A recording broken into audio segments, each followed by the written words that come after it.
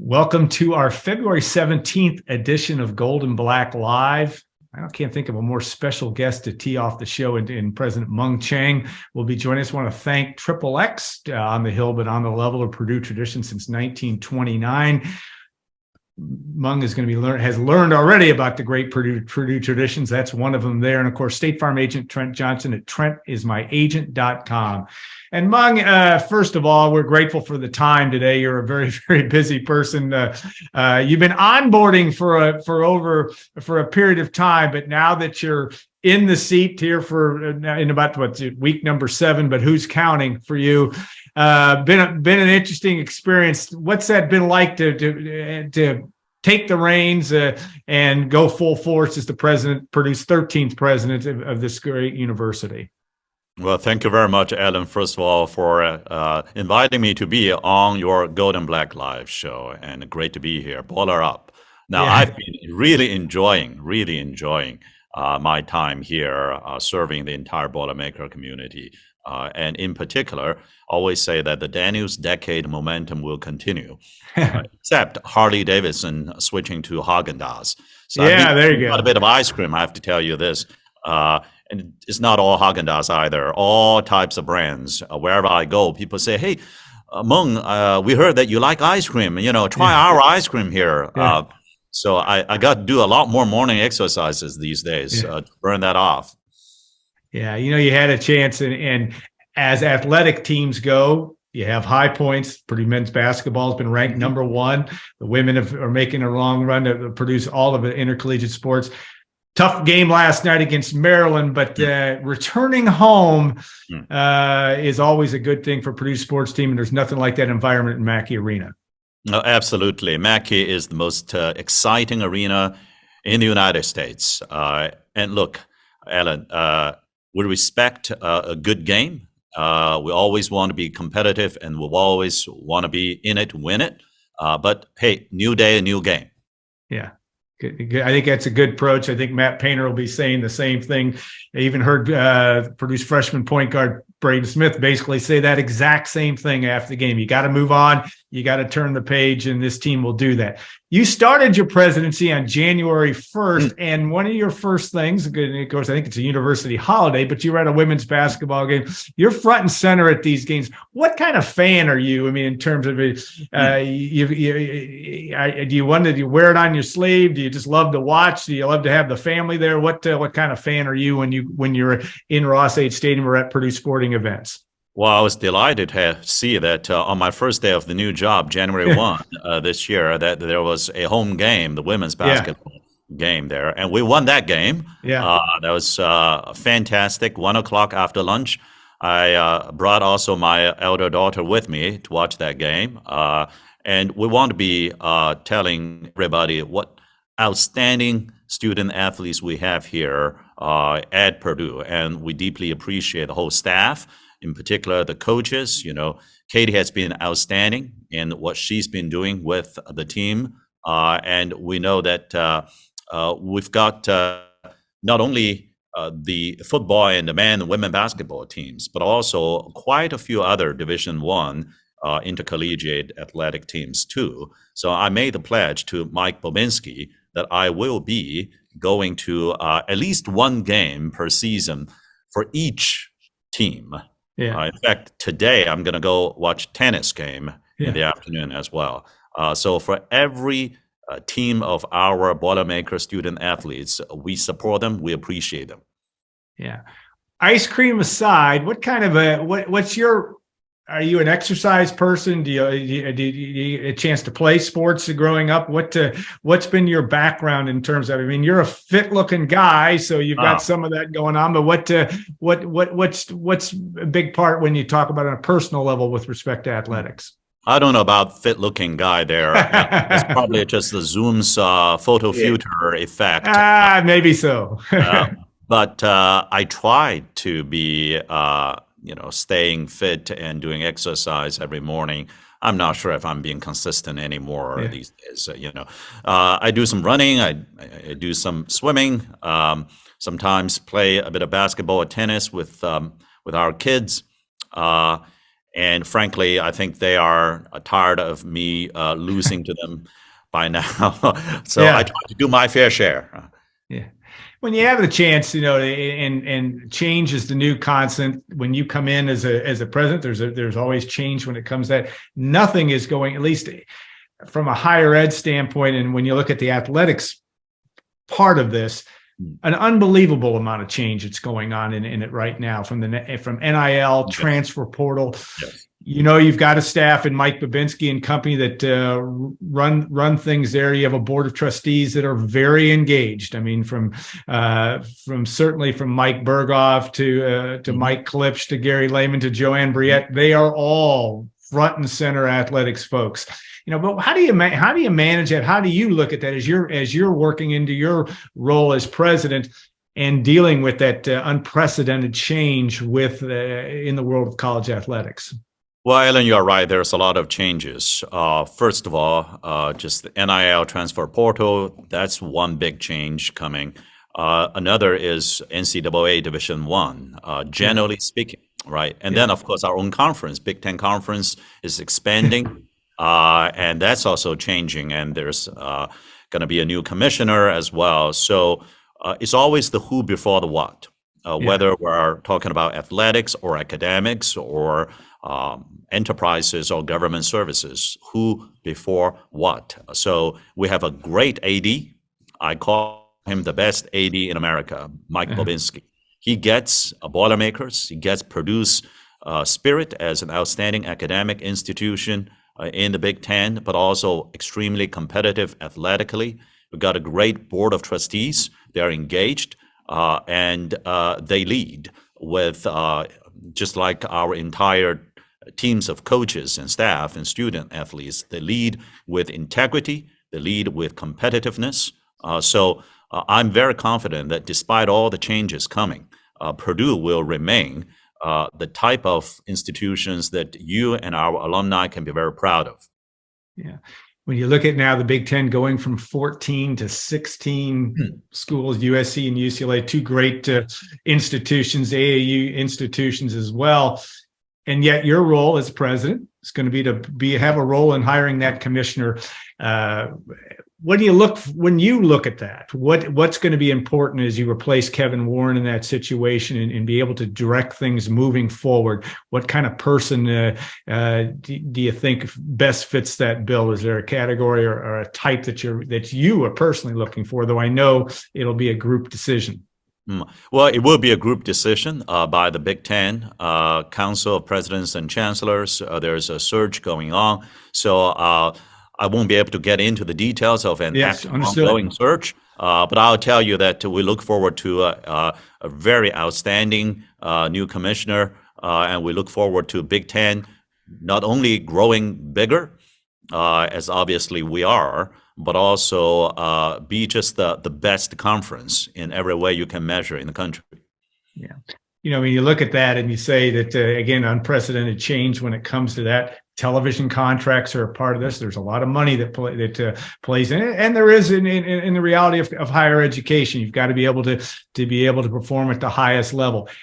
How do you reconcile that in terms of the financial part, the emphasis that's being placed because you have big television contracts, you have NIL, those kinds of things? How do you reconcile that or keep that within the framework of higher education and the way that you want the student and the student athlete to have an experience when they're at Purdue? Well, as Mitch said, President Emeritus Daniels always said this, and I will continue exact same philosophy, and that is student athletes are both students and athletes. And they will be excellent students and they will be competitive athletes. And as our AD Babinski can tell you that we are tracking all the NIL and related activities. We want to stay at a competitive level, and the activities that's going on elsewhere in other places around the country. We're tracking that. Not everything goes on outside of Purdue is the natural fit to Purdue's DNA. We want to be staying true to our gold and black. Yeah. When you look at that and you say that DNA of hard work, which seems to be what a Boilermaker is. And how do you define that? I mean, when you think of the word Boilermaker and what that means, how do you put that into words, and maybe as a talking point for even for yourself as you go into work each day? What does that mean to you? Well, I think, first of all, just generally speaking, Purdue is a very unique place because we create and disseminate and deploy knowledge Yeah. at a scale with a quality and affordability that's second to none in the United States. We're proud of that affordability and higher learning at the highest proven value. We're proud of the scale at which we as a public land grant operates, including creating jobs and knowledge and careers and workforce talents together. And we're proud of the quality, excellence at scale, excellence athletically, excellence scholarly, excellence academically, the research and the learning that we do. Now, specifically to student athletes, starting years ago when I first got here, which is right after Bobinski got here as AD and I was the Dean of Engineering College, we started arranging a spring reception every year for, at that time, engineering student athletes to thank them across all the different teams we had. Thank them for their time management, thank them for their grit and persistence, thank them for being competitive and maintaining the highest level of integrity, and thank them for winning in many cases. And we've got amazing students, including electrical engineering student who's quarterback. Mm-hmm. We've got industrial engineering student government president as a quarterback. We've got those who played on our men and women basketball teams who are outstanding engineering students, and throughout all the teams. I'll give you one example. A former student, Leonie Beaujou, and she was on the women's basketball team, and she was a biomedical engineering student, won all the awards, Big Ten academic awards. She had a 4.0 GPA, I think. And she is also an outstanding leader, taking initiatives, what's called Wheels Rise. She started here along with other students.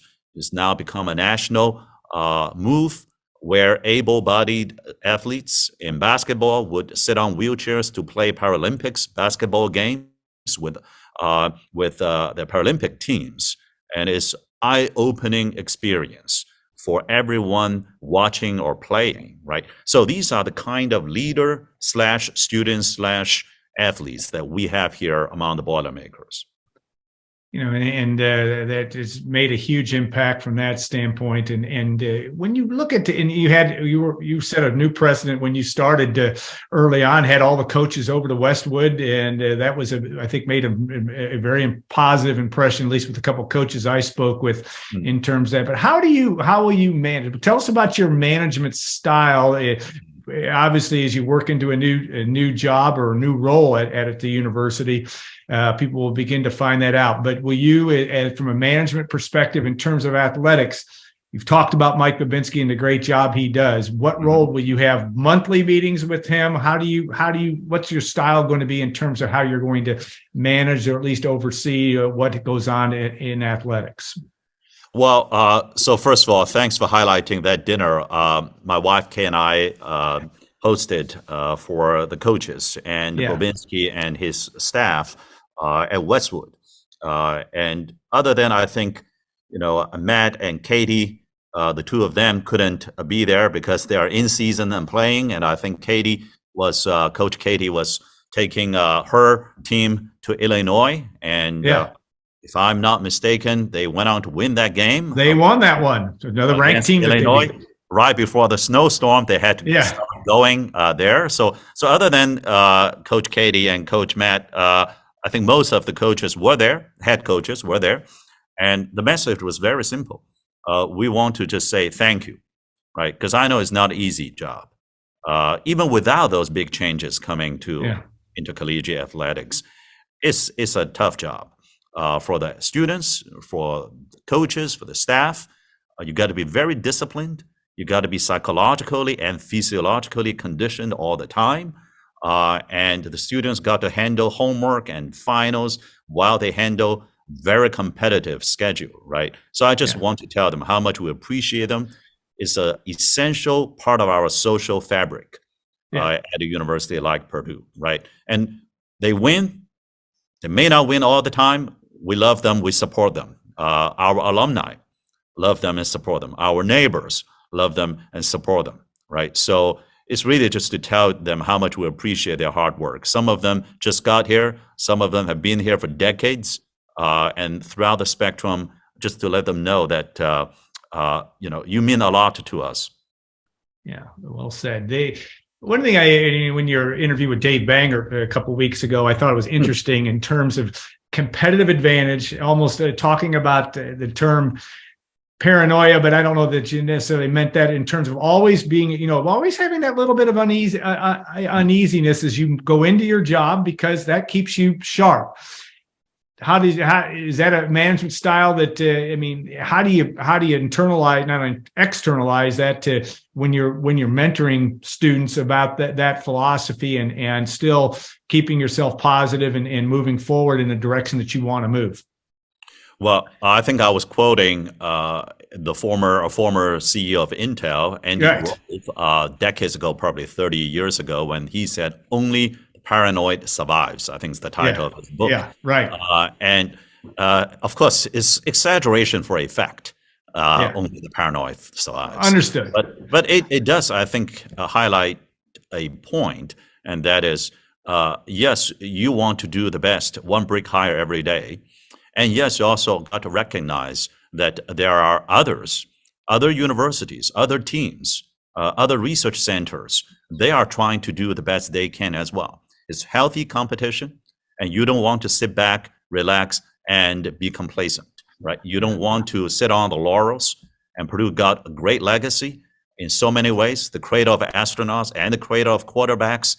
What other places can say that? But you always have to think, well, we had a great legacy, but we can never just sit back and say, all right, we have it all now. We don't have to work as hard today, right?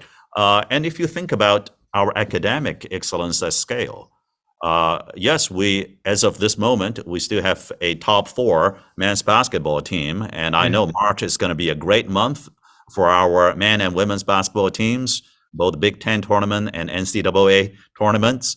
We also have a top 4 college of pharmacy in the country, college of agriculture, college of engineering. We have number 1 agricultural biological engineering.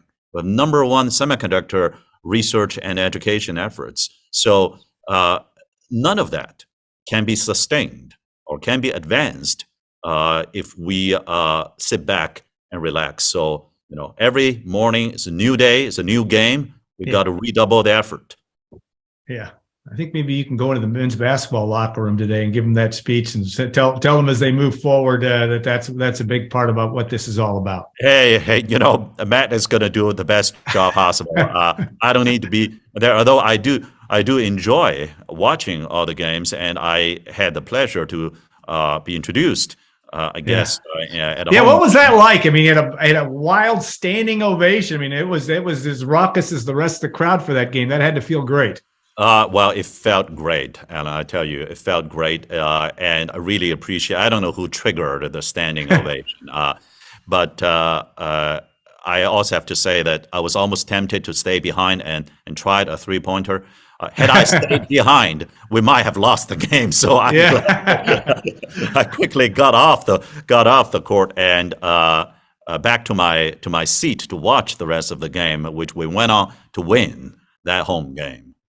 Yeah, no doubt. All right, last question on Ryan Walters. Obviously, hired a couple of weeks before you took the job officially, but you certainly were involved. Again, one of your roles is you've got to be a great evaluator. You've got to be able to measure people and understand what they're about. What's been your impression of him? He's got a big job ahead, as does any coach in college football these days. But what's your impression of Ryan? What do you like about him? So first of all, I'm so glad that Mike Bobinski and Mike Berghoff, chair of the board of trustees, along with my predecessor, Mitch, they were able to quickly recruit such an outstanding talent as Ryan. Now, clearly, Ryan's record as on the defense side with Illinois is fantastic. And ever since that announcement back in early December, I've had quite a few chances to sit down next to him and next to his family. And I am just so impressed by the way that he thinks about the game and the way that he's been able to recruit already so far over the past 2 months. And when we were together with alumni down in Naples, Florida, just last week, he was there too. His family was there too. And I think all of them shared my enthusiasm, just as did Mitch and Mike Babinski and Mike Berghoff, that we feel very, very good, very confident that Ryan is going to take the Boilermakers to win after win in the coming season. So get your ticket early. Yeah. You are the youngest president in the AAU, I believe. He's one of the youngest coaches in college football. That doesn't matter, does it? In terms of age, I mean, it's about getting the job done. Yeah. Well, hey, first of all, this job has aged me tremendously in less than 2 months. So I'm much older than I look already. No, but in all seriousness, I don't know, but maybe among the current AAU university presidents and chancellors, I don't know about the whole history last century. I might be the youngest one to have become the president. It's a huge honor at whatever age level to serve a great institution such as Purdue. Now, we have just tremendous talent. That's the key, right? Always comes down to the who before the what. Who are the talents that a institution, whether it's football, basketball, research and teaching and learning, who are the talents that you can attract, recruit, and retain? And how do we recognize them and support them? That really is the fundamental job there. And we are blessed at Purdue to have great teams through and through.